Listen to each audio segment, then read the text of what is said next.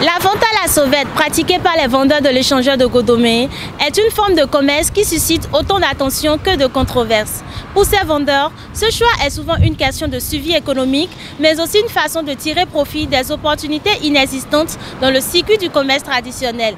Pourtant, cette activité n'est pas sans risque. Les insécurités juridiques, la concurrence féroce et l'intervention des autorités qui rythment leur quotidien. Qui sont ces vendeurs? Quelles difficultés affrontent-ils de jour en jour et quelle aide urgente ont-ils besoin? Quelques-uns d'entre eux ont accepté de nous parler.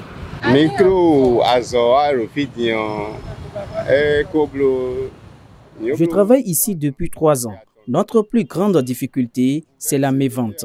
Le travail ne marche plus comme avant, mais on n'a pas le choix. On doit continuer. On ne peut pas rester à la maison à ne rien faire. La mévente nous rentre vraiment. Je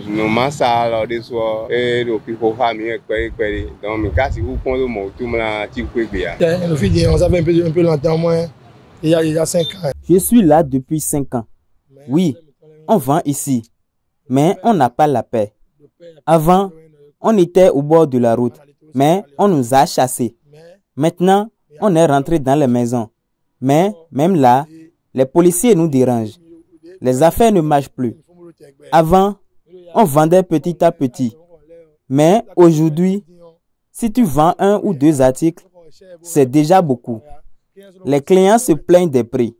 Et nous, on achète cher. Beaucoup ont abandonné. D'autres s'endettent. La vente est morte ici. Ma souffrance est trop grande. Les clients souffrent. Nous aussi.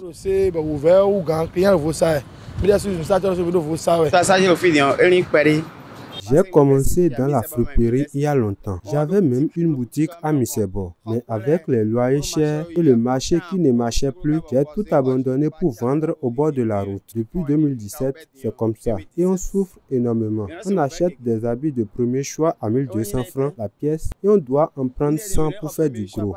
Ça fait 120 000 francs d'investissement. Mais quand on les amène ici, les clients veulent les acheter à 500 francs. On ne sait plus quoi faire. Tu passes la journée sans vendre, qui rentre brédouille. Certains ont même fait des crises cardiaques à cause de cette pression.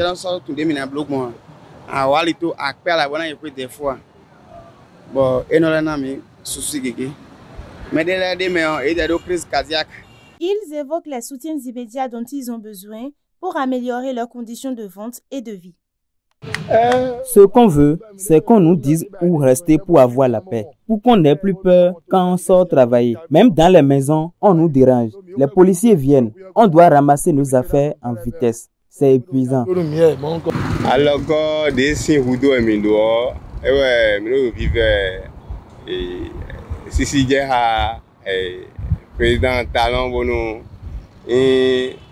Nous implorons respectueusement le président Talon. Il travaille pour le pays et nous le remercions. Mais si les entreprises se développent et qu'on trouve des emplois, qui voudra encore rester au bord des routes sous le soleil? C'est le manque de travail qui nous pousse ici. Si les autorités nous aident à créer des entreprises ou à trouver des emplois, nous pourrons quitter cette souffrance. Si